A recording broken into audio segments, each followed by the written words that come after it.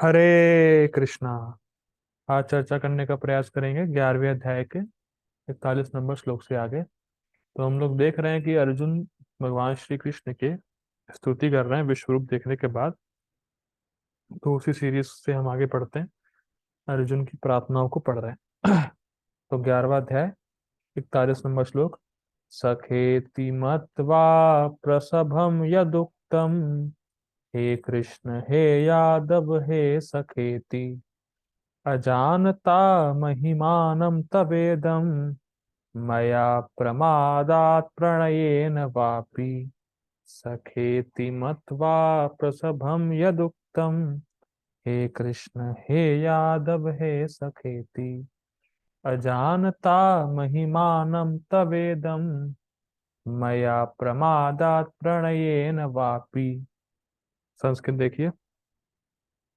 सखेति मत्वा, हे कृष्णा, मैंने आपको अपना सखा मानते हुए, प्रसभम यदुक्तम, मैंने आपसे बहुत जिद करी और इस प्रकार बोला। क्या बोला? हे कृष्ण हे यादव हे सखेति, अजानता महिमानाम, मैं आपकी महिमा को नहीं जान पाया। मैं ये नहीं जान पाया कि आपका ये विश्व रूप आपका ही एक अंश है। आप इतने महान हैं, मैं ये नहीं जानता था।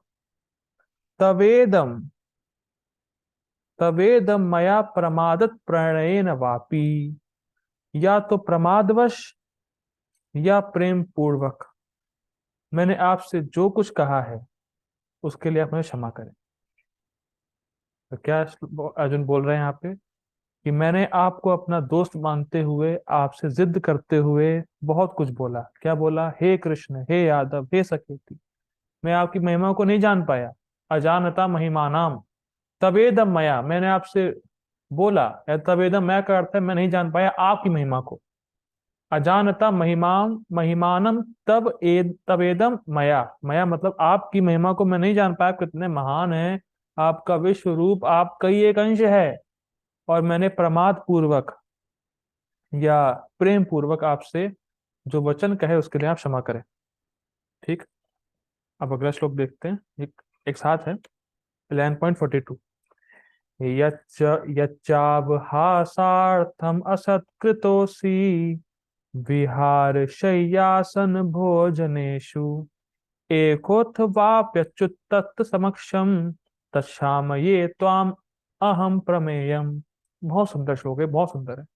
यद चा अर्हस आर्थम, अर्हस का अर्थ होता है हास्य पूर्वक या मजाक पूर्वक। तो यद चा अर्हास, यद चा अहास अर्थम, माफ कीजिएगा मैं एक सेकंड देख लेता हूँ, कोई गलत ना हो जाए।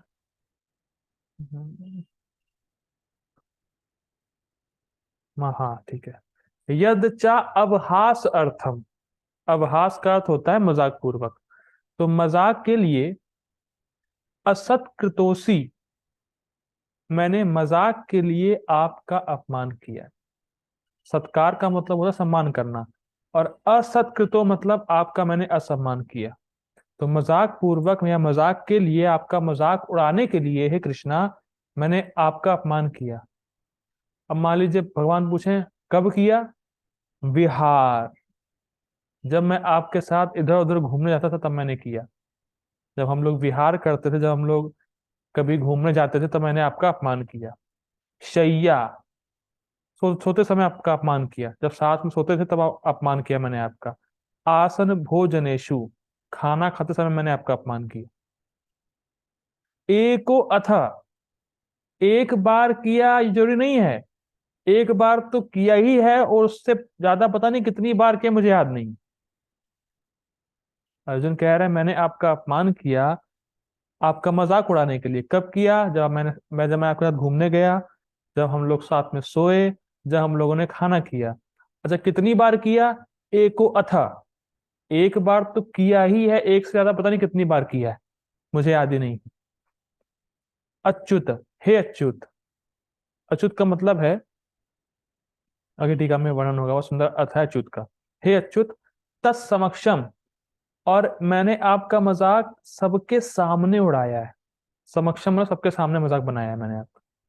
चलो भाई, अगर व्यक्ति अकेले मजाक बनाए तो कोई दिक्कत नहीं होती है, सबके सामने मजाक उड़ाए तो दिक्कत है। तत्समक्ष, मैंने सबके सामने आपका मजाक उड़ाया है। तत्क्षामये, इसीलिए मैं आपसे क्षमा याचना करता हूँ। त्वाम अहम प्रमेयम, और आपकी महिमा असीमित है। तो हे अच्युत, जिस आपकी महिमा असीमित है, मैंने आपका मजाक उड़ाया कि आपकी महिमा को मैं नहीं जानता था। आपको टहलते समय, सोते समय और भोजन करते समय मैंने सबके सामने आपका मजाक उड़ाया है। तो कृपया करके हे अच्युत में क्षमा करें। ठीक है, तो ये अर्थ है। हम लोग अब गोपाल जी का अनुवाद देखते हैं। आपको अपना मित्र मानते हुए मैंने हठ पूर्वक आपको हे कृष्णा, हे यादव, हे सखा जैसे संबोधनों से पुकारा है, क्योंकि मैं आपकी महिमा को नहीं जानता था। मैंने मूर्खतावश या प्रेमवश जो कुछ भी किया है, कृपया उसके लिए मुझे क्षमा कर दें। यही नहीं, मैंने कई बार आराम करते समय, एक साथ लेटे हुए या साथ साथ खाते या बैठे हुए, कभी अकेले तो कभी अनेक मित्रों के समक्ष आपका अनादर किया है। हे अच्युत, मेरे इन समस्त अपराधों को क्षमा करें। बहुत सुंदर। गीता भूषण टीका बड़ी जबरदस्त टीका है, इसको ध्यान सुनिएगा। गीता भूषण टीका। अपने मित्र कृष्ण को सहस्र शीर्ष आदि लक्षण से युक्त देखकर, उनकी स्तुति करके, प्रणाम करके, अर्जुन अब सख्य मिश्रित ऐश्वर्य ज्ञान से उनसे अनुनय करते हैं 2 श्लोकों में। क्या अर्थ है देखिए इसका। अर्जुन अब समझ रहे हैं कि कृष्ण ही सहस्र सहस्र शीर्ष रूपों के सोर्स हैं। यानी जो विश्व रूप है उसके सोर्स कृष्ण है, वो अब अर्जुन समझ रहे हैं। और अब वो सख्य मिश्रित ऐश्वर्य ज्ञान में। इसका अर्थ क्या है? अर्जुन ये तो समझ रहे हैं कृष्ण उनके दोस्त हैं, पर साथ साथ ये भी अनुभव कर रहे हैं कृष्ण भगवान हैं। पहले केवल मित्र मानते थे, लेकिन अब सख्य मिश्रित ऐश्वर्य कहने का अर्थ है कि वो समझ गए कि जो मेरा मित्र था ना भाई, वो भगवान है। वो ये समझ गए। तो अब अनुनय कर रहे हैं, उनसे विनती कर रहे हैं इन 2 श्लोकों में, 40 और 42 में। ठीक। यह सोचते हुए कि आप भगवान कृष्ण केवल मेरे मित्र हैं और आपके विश्व रूप की महानता अनुभव ना करने के कारण मैं अकस्मात, अकस्मात को यहाँ पे कह रहे हैं श्लोक के शब्द से प्रसभम। जो श्लोक में प्रसभम शब्द आया था, देखिए यहाँ पे आया था सखेति मतवा प्रसभम। तो जो प्रसभम का अर्थ है वो यहाँ पे लिया गया अकस्मात। देखिए, हम जनरली देखते हैं नॉर्मल डीलिंग्स में, जब हम किसी से बात करते हैं, अपने दोस्तों से बात करते हैं, तो कई बार ऐसे शब्द निकल आते हैं जो कि सामान्य लोगों के लिए अच्छे नहीं माने जाते हो, लेकिन मजाक मजाक में कभी, अरे तो मेरा दोस्त है बुरा नहीं मानेगा, कुछ भी बोल देते हैं हम लोग। जो खराब शब्द हैं वो भी दोस्तों को बोल देते हैं क्योंकि वो बुरा नहीं मानेगा, लेकिन अगर किसी और को बोल देंगे तो बुरा मान सकता है। तो इसीलिए वहां पे अर्जुन कह रहे हैं अकस्मात, मतलब मैं आपका अपमान करना चाहता नहीं था, लेकिन फिर भी मेरे मुंह से निकलता था वो चीज, वो शब्द अचानक से, क्योंकि आप मेरे दोस्त है ना, आप बुरा नहीं मानेंगे। उस अगर वही शब्द आप किसी और को बोल देंगे, हो सकता है बुरा मान जाए, लेकिन मैं तो अपने दोस्त को बोल रहा हूँ ना, वो बुरा नहीं मानता। तो अकस्मात अर्जुन के मुख से ऐसा कुछ निकल आता था जिससे कि वो शब्द अच्छे नहीं थे, लेकिन कृष्ण तो मेरा दोस्त है ना, तो कोई दिक्कत नहीं। तो अचानक से कुछ निकल जाता था जिससे आपका अपमान हो जाता था सबके सामने, लेकिन आप बुरा नहीं मानेंगे, मैं जानता था इस बात को। ठीक है। तो अकस्मात प्रसभम मतलब अकस्मात अर्जुन के मुख से कुछ निकल गया। उसका इंटेंशन ये नहीं था कि भगवान का अपमान करना है, लेकिन ऐसे शब्द बोलता था जिससे कि सामने वालों के और लोगों के सामने कृष्ण का अपमान हुआ ऐसा लगता था। ठीक है, आगे पढ़ते हैं। और सावधान ना रहते हुए, यहाँ पे सावधान ना रहने का अर्थ है प्रमादवश। जो श्लोक में आया था प्रमादवश, तो प्रमाद मतलब सावधान नहीं था वो क्या बोल रहे हैं, क्योंकि दो थे तो चलता है इसमें। ठीक है। ना रहते हुए या सख्य प्रेम के कारण आपसे कुछ कह देता था, मैं उसके लिए अपना आपसे क्षमा मांगता हूँ। मतलब मैंने कुछ भी आपसे बोल दिया जिससे लोगों के सामने आपका अपमान हुआ, तो मैं अब रियलाइज कर रहा हूँ कि आप तो भगवान हैं, मैंने कितनी बड़ी गलती की, तो उसके लिए क्षमा मांग रहा हूँ। अब मान लीजिए भगवान पूछें, आप क्या कहते थे? मैं कहता था, हे कृष्ण, हे यादव, हे मित्र। तो अब ये प्रश्न होगा कि खाली हे कृष्ण, हे यादव, हे मित्र बोलने से अपमान होता था? इसके केवल इतना बोलने से अपमान? ये प्रश्न उठता है ना ये, कि अर्जुन ने अगर बोला हे कृष्ण, हे यादव, हे मित्र, तो इससे अपमान काहे का हो गया कृष्ण का? आपको बात समझ में आ रही है? अगर खाली ये बोल देना कि हे कृष्ण, हे यादव, हे मित्र, तो ये अपमानजनक कहाँ है? इसमें क्या अपमान की बात है? ये प्रश्न उठता है, क्योंकि बहुत गलत तो अर्जुन ने बोला नहीं, खाली नाम से बुलाया हे कृष्ण, हे यादव, हे मित्र, तो इसने ये अपमान कैसा हो गया, या अर्जुन क्यों सोच रहा है अपमान हुआ है? तो अब टीका में बड़ा सुंदर समझाया गया इस बात को। देखिए, भगवान को इस प्रकार के नामों से पुकारना अनादर सूचित करता है। देखिए, ये अनादर किसके लिए है? जो दास्य भाव में है। मैं फिर रिपीट कर रहा हूं, जो व्यक्ति दास्य भाव में है वो अपने स्वामी का नाम नहीं लेता है। भाई, जो किसी का दास है वो अपने मालिक को नाम से थोड़ी ना बुलाएगा, और नाम से बुलाएगा तो ये अनादर है। तो जो व्यक्ति दास भाव में स्थित है उसके लिए अनादर हो सकता है, लेकिन जो साख्य भाव में है उनके लिए अनादर नहीं है।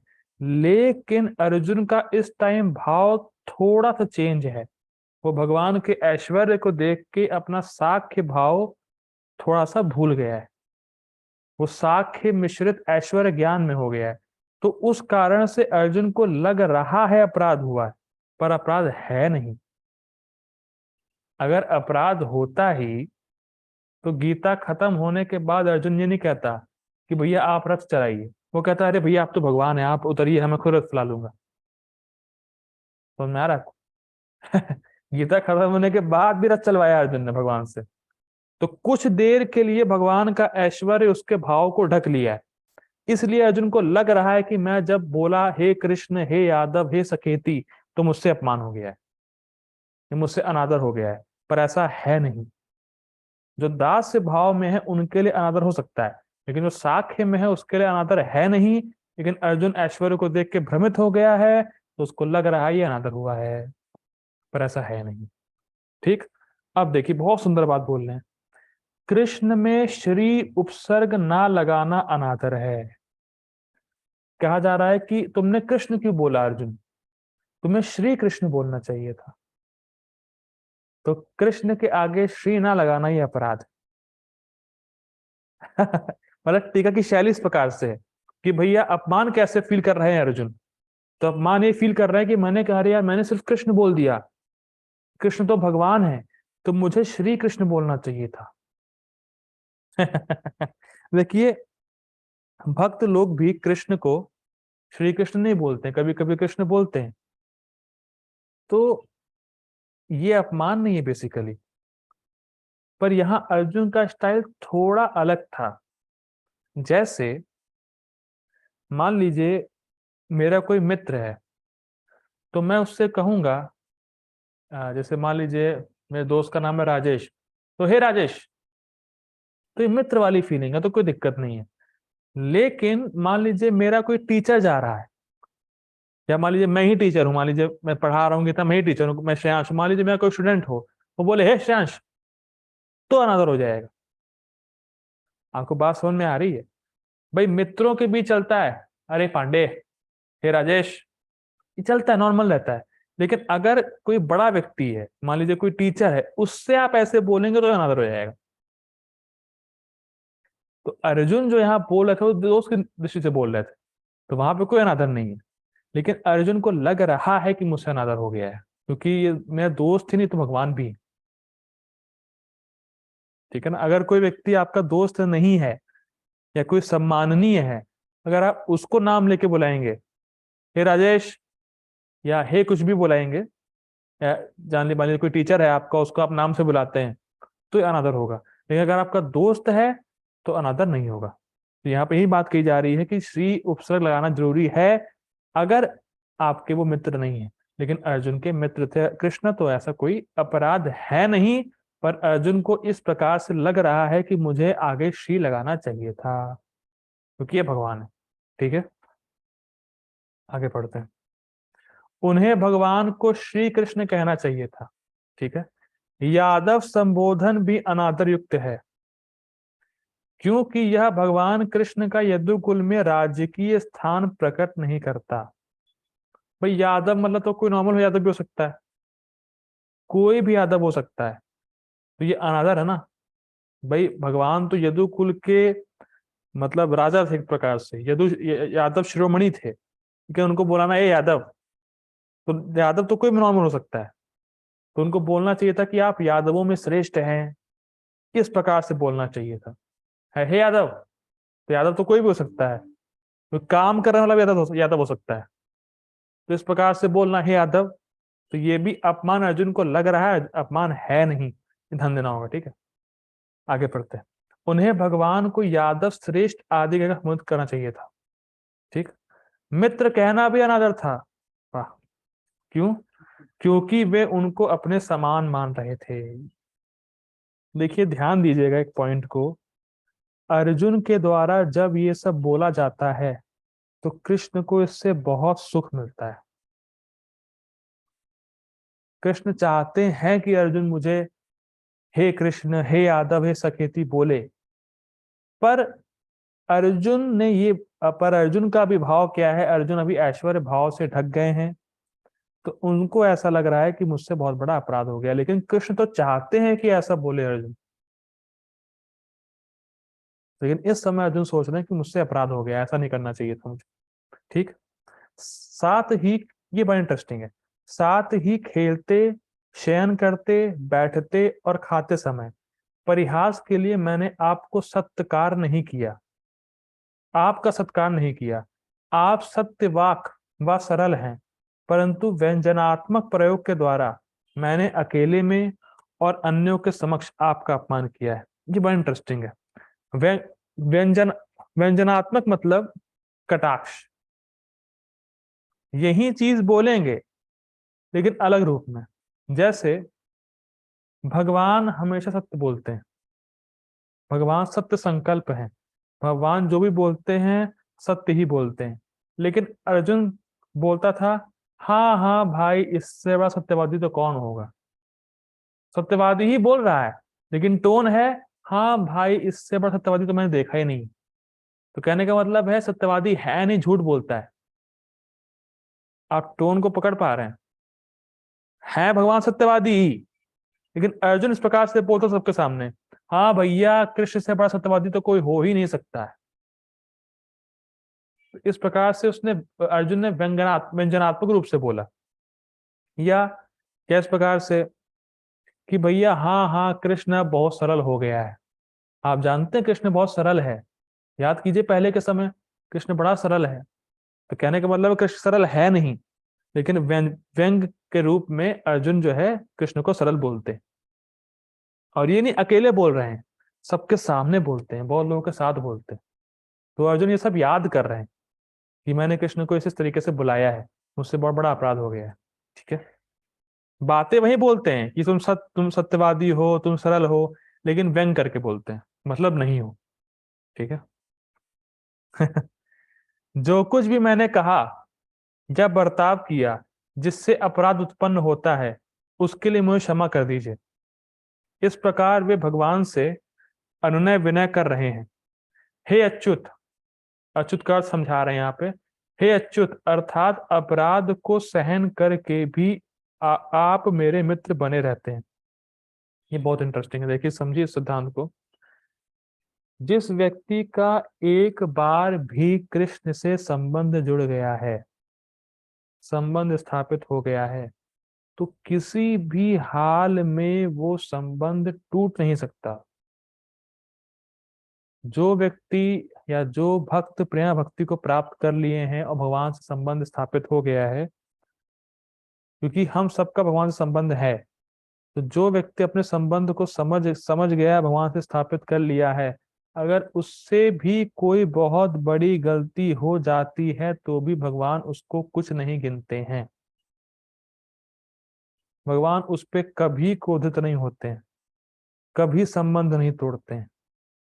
तो ये अर्थ ले रहे हैं अच्युत का, कि मैं जान रहा हूं मैंने बहुत बड़ी गलती की है कृष्णा।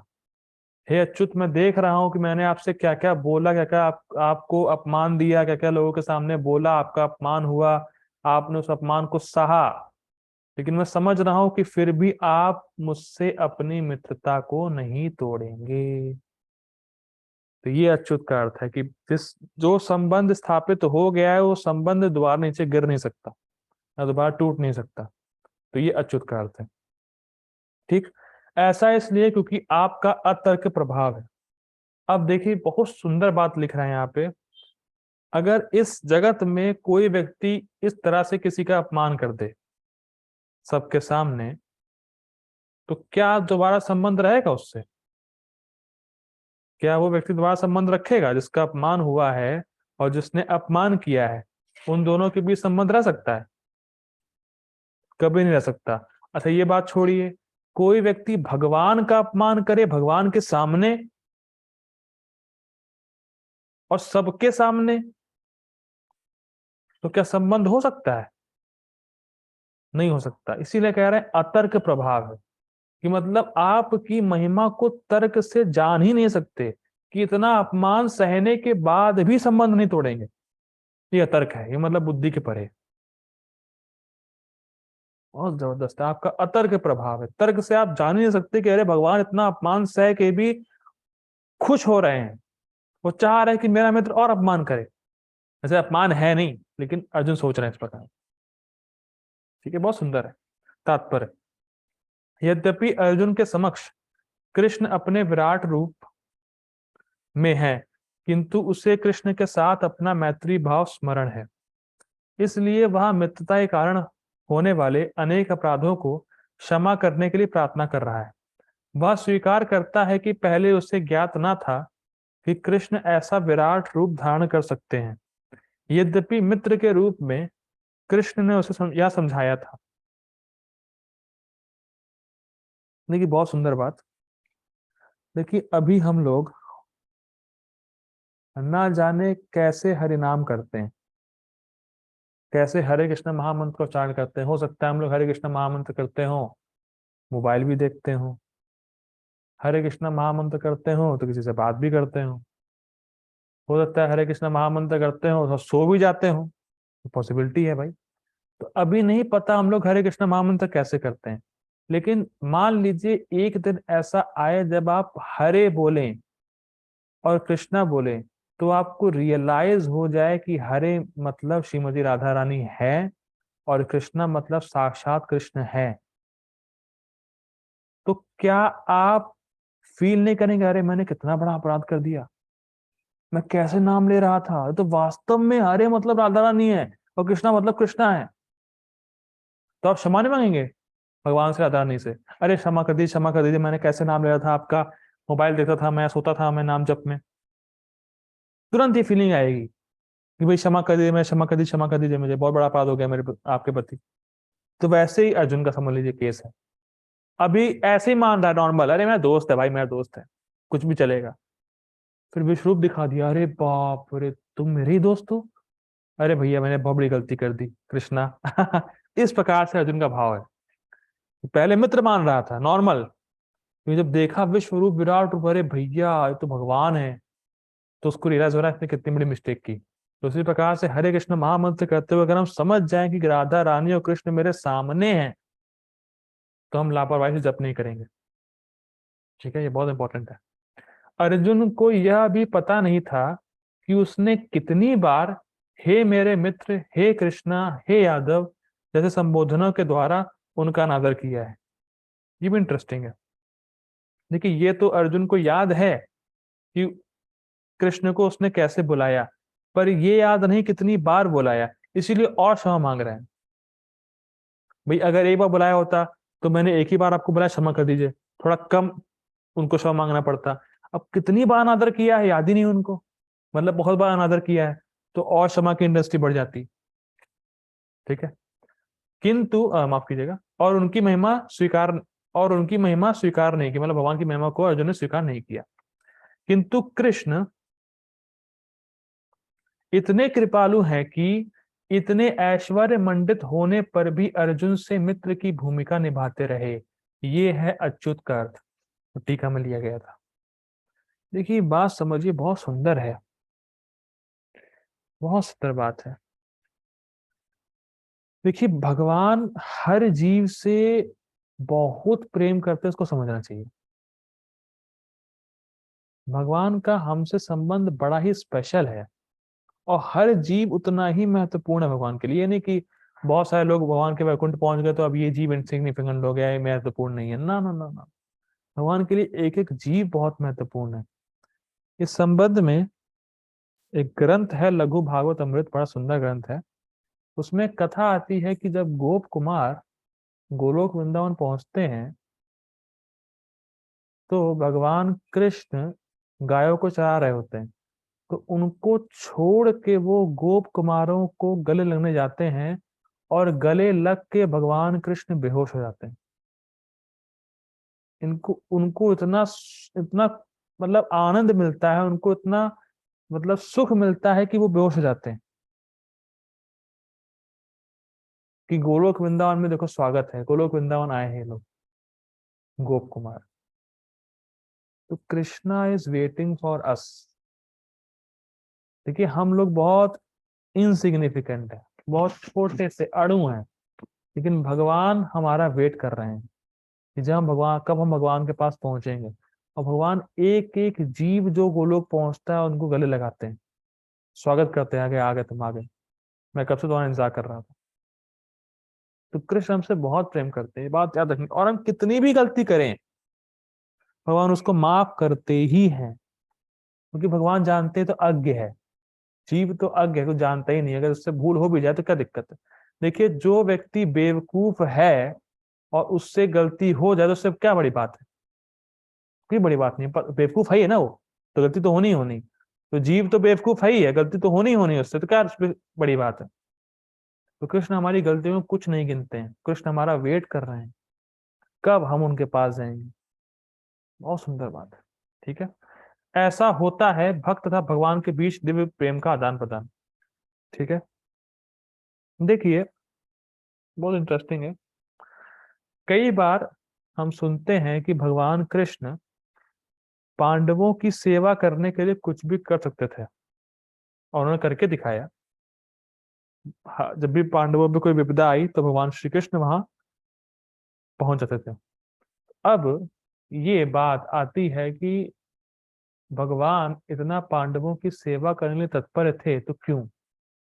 तो उसमें एक बात यहाँ पे आती है शास्त्रों में कि जितना भगवान पांडवों की सेवा करने के लिए तत्पर थे, उतना ही पांडव भी भगवान की सेवा किसी भी प्रकार से, कैसे भी, किसी भी काल में करने के लिए तत्पर थे।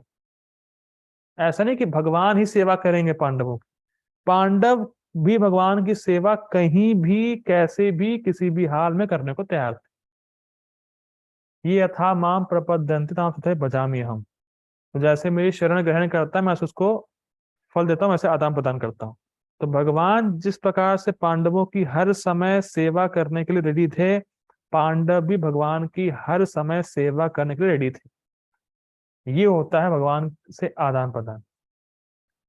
तो हम जब भी हरे कृष्ण महामंत्र लेते हैं या जब भी हरि नाम लेते हैं, जब बोलते हैं, तो हमें भगवान से सेवा नहीं मांगनी, सेवा की भावना मांगनी। ये इंपॉर्टेंट है कि हम कैसे भगवान आपको हर समय संतुष्ट करने की भावना में ही रहें, कैसे आपको प्रसन्न करने की भावना में ही रहें, कैसे आपकी सेवा करने की भावना में ही रहें हर समय। तो ये मांगना है। ठीक, जीव तथा कृष्ण का संबंध शाश्वत रूप से स्थिर है, इससे भुलाया नहीं जा सकता। जैसा कि हम अर्जुन के आचरण में देखते हैं, क्या है देखा अर्जुन के आचरण में हम लोगों ने, कि भले ही अर्जुन को भगवान दिख रहे हैं, लेकिन उसको याद आ रहा है कि ये तो मेरे मित्र हैं। कृष्ण को अपने मित्र के रूप में अर्जुन को ध्यान आ रहा है, और वो चाहते हैं कि अर्जुन मेरे मित्र बने रहे। ये नहीं कह रहे कि आप मुझे विराट रूप परमानेंट दिखाई रही है, ये नहीं, वो चाहते हैं कि कृष्ण मेरे मित्र रूप में वापस आ जाए। ठीक है, तो ये हम देख रहे हैं कि जो शाश्वत संबंध है जो एक बार स्थापित हो गया है, उसको जीव भुला नहीं सकता। यद्यपि अर्जुन विराट रूप का ऐश्वर्य देख चुका है, किंतु वह कृष्ण के साथ अपनी मैत्री को नहीं भुला सकता। देखिए बहुत इंटरेस्टिंग है। भागवतम में आता है कि कृष्ण कथा इतनी इंटॉक्सिकेटेड है, नशेदार है माफ कीजिएगा, इस नेगेटिव वर्ड हो गया, इतनी मादक है, मादक लिखा है वहां पे। कृष्ण कथा इतनी मादक है कि जिसको एक बार उसकी लत लग गई, वो तो पूरे जगत को भी छोड़ सकता है।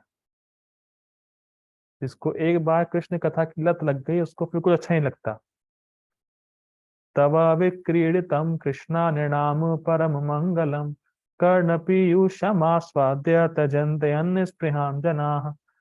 कर्ण पीयूषमास्वाद्यम, जिसको कर्ण में कृष्ण कथा का स्वाद लग गया है, त्यजंती अन्य स्पृहाम जना, वो अन्य सारी स्पृहा को त्याग देता है। तो जिसको कृष्ण कथा की लत लग गई, वो पूरा जगत छोड़ देगा। कृष्ण कथा की लत लगने पे तो ये हाल है। और जो व्यक्ति कृष्ण से ही डायरेक्ट मिल चुका है, कृष्ण के साथ ही खेल रहा है, सो रहा है, बातें कर रहा है, चल रहा है, फिर रहा है, उसका क्या हाल होगा? वो कैसे भुला देगा कृष्ण को? भाई जो व्यक्ति कृष्ण कथा में आसक्त हो गया, वो पूरा जगत छोड़ दिया। तो जो व्यक्ति कृष्ण से मिल रहा है, बातें कर रहा है, साथ में है, तो वो कैसे कृष्ण को भूल जाएगा? तो यही बात यहाँ पे कही जा रही है कि अर्जुन कभी भी अपने संबंध को कृष्ण से भूल नहीं सकता। ठीक है, हम लोग नेक्स्ट मीटिंग में लेंगे। So please join again. Hare Krishna.